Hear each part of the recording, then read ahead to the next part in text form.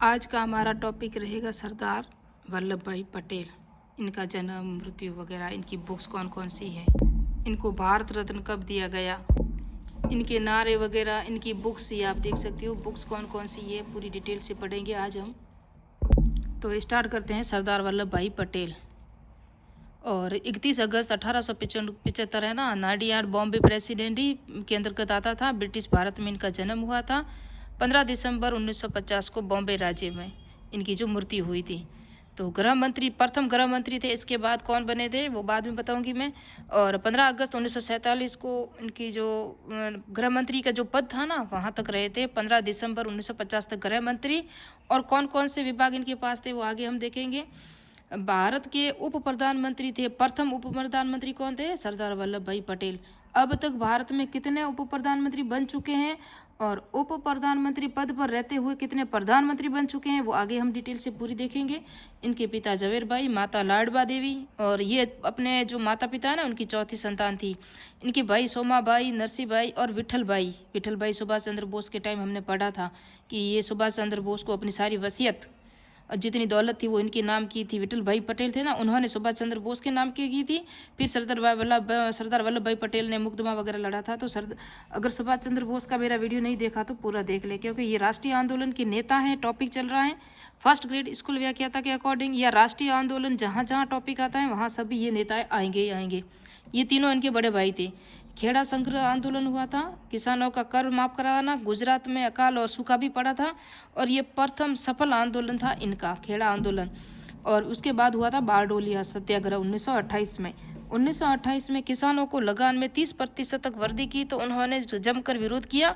जिस किसानों की मांगों को मानना पड़ा कि अंग्रेजों को। और एक न्यायिक अधिकारी कौन था? ब्लूमफील्ड। और एक राजस्व अधिकारी कौन था? मैक्सवेल। और मैक्सवेल ने जांच कर, आपको दिख रहा है मैक्सवेल नाम, मैक्सवेल ने जांच कर 22% लगान को घटाकर 22% घटा दिया और 6.3% कर दिया, यानी कि कुल मिलाकर 30% किसानों पर लगाया गया था। लेकिन जब सरदार वल्लभ भाई पटेल ने आंदोलन किया ना, विरोध किया, तो 22% घटा दिया, 6% रखा गया किसानों पे। क्यों घटाया? क्योंकि किसान विद्रोह कर रहे थे, अकाल वगैरह पड़ा था। और इसी आंदोलन में सरदार वल्लभ भाई पटेल को सरदार की उपाधि दी थी बादरोली की महिलाओं द्वारा। आज़ादी के बाद जो आंदोलन चला, कांग्रेस ने फरवरी 1948 को संशोधन किया ना, तो मार्च 1948 में नासिक सम्मेलन में समाजवादी पार्टी ने अपने को अलग कर लिया। किससे? कांग्रेस की। तो समाजवादी पार्टी दल की स्थापना मार्च 1948 को हुई थी, कांग्रेस से अलग हो गई थी ये पार्टी नासिक सम्मेलन में, ये भी याद रखना।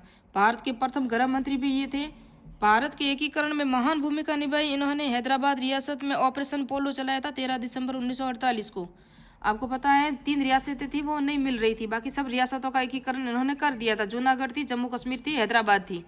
इनको अपने ज़्यादा इन्होंने भी खून खराबा नहीं किया था और एकीकरण में महान भूमिका निभाई थी इन्होंने। एक भारत श्रेष्ठ भारत का नारा भी दिया था मोदी जी द्वारा। कब दिया गया आगे देखेंगे।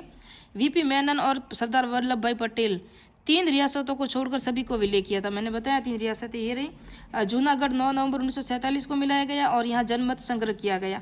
हैदराबाद भारत की सबसे बड़ी रियासत थी, निज़ाम था यहाँ का शासक। और 9 नवंबर 1948 को इन्होंने भी आत्मसमर्पण कर दिया जब ऑपरेशन पोलो चलाया गया था हैदराबाद रियासत में। कश्मीर का मुद्दा यूएनओ में चला गया।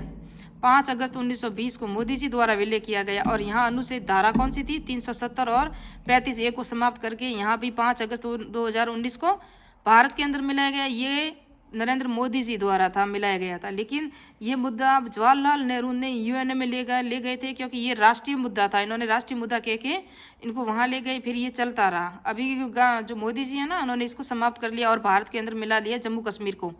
शायद उस वक्त सरदार वल्लभ भाई पटेल है ना, जिस तरह जवाहरलाल नेहरू प्रधानमंत्री बने थे ना, अगर सरदार वल्लभ भाई पटेल प्रधानमंत्री बनते तो यहाँ तक तो जम्मू कश्मीर तो क्या, लाहौर भी अपने साथ ले लेते।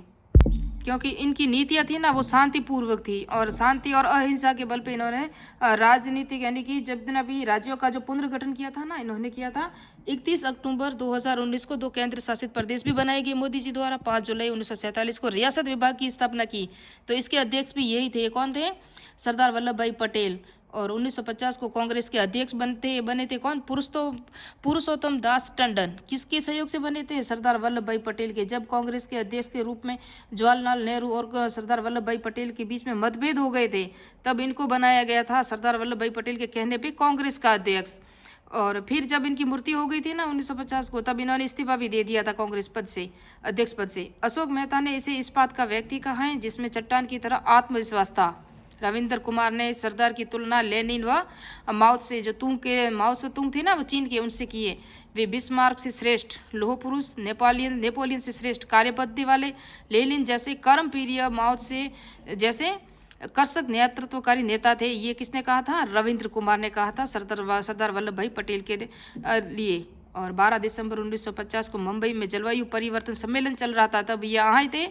15 दिसंबर को इनकी तबीयत खराब होने से 15 दिसंबर 1950 को मुंबई में ही इनका निधन हो गया। 1991 को मरणोपरांत इनको भारत रत्न दिया गया।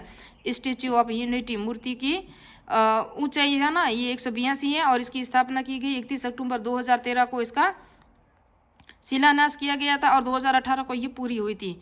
और ये कब किया था? जब 137वीं इनकी जयंती थी, तब किया गया था। गुजरात में है ना, नर्मदा जिले में मोदी जी मैंने बनाई थी, नर्मदा जिले में ही बनाई थी। और एकता की मूर्ति कहा इसे 2018 में कार्य पूर्ण हुआ। सरदार सरोवर बांध के सामने ही है ये। और अध्यक्षा अहमदाबाद सरदार वल्लभ भाई पटेल हवाई अड्डा भी है। और यहाँ जो सरदार वल्लभ भाई स्टेडियम है ना वो भी गुजरात में ही है। सरदार वल्लभ भाई पटेल का नारा था एक भारत श्रेष्ठ भारत। 31 अक्टूबर 2023 को गांधी जी ने मोदी जी ने भी दिया। 31 अक्टूबर राष्ट्रीय एकता दिवस मनाया जाता है। सरदार वल्लभ भाई पटेल की पुस्तकें कौन कौन सी हैं? तो भारत विभाजन, मुसलमान और शरणार्थी, कश्मीर व हैदराबाद, सरदार वल्लभ भाई पटेल, कॉरेस्पॉन्डेंस, ऐसी है, इंग्लिश मेरी थोड़ी वीक है। द कलेक्टेड वर्क ऑफ सरदार, ये भी इनकी पुस्तक है। पटेल, गांधी, नेहरू और सुभाष, ये भी इन्हीं की पुस्तक है। ए प्लेन बुलेट मैन, ये भी इन्हीं की पुस्तक है। आइडियाज ऑफ अ नेशनल, ये भी विपिन यानी कि वल्लभ भाई पटेल की पुस्तकें हैं। ये भारत के प्रथम उप प्रधानमंत्री थे, रियासत विभाग के अध्यक्ष भी थे और गृह मंत्री भी थे, है ना, ये भी याद रखना। अब तक जो उप प्रधानमंत्री बने थे वो 7 बने थे।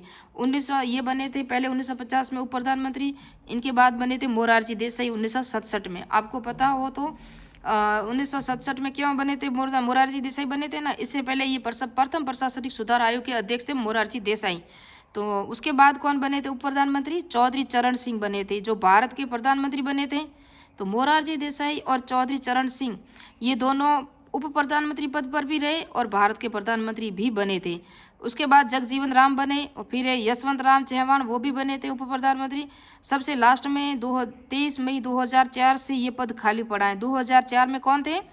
लाल कृष्ण आडवाणी सबसे लास्ट में उप प्रधानमंत्री थे।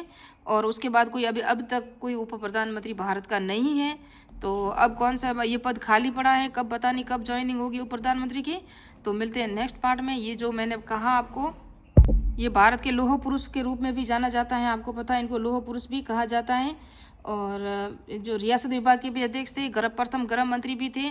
तो मिलते हैं नेक्स्ट पार्ट में, नेक्स्ट वीडियो में। जय हिंद, जय भारत। नेक्स्ट में शायद अबुल कलाम का हो सकता है या बंकिम चंद्र चटर्जी का, क्योंकि राष्ट्रीय आंदोलन के नेता और स्वतंत्रता सेनानियों के भी हम वीडियो चल रही है प्लेलिस्ट। और फर्स्ट ग्रेड चाहे स्कूल या कहता असिस्टेंट प्रोफेसर UGC नेट, जहाँ हिस्ट्री टॉपिक आता है, जहाँ राष्ट्रीय आंदोलन आता है, जहाँ ये टॉपिक सभी आएंगे।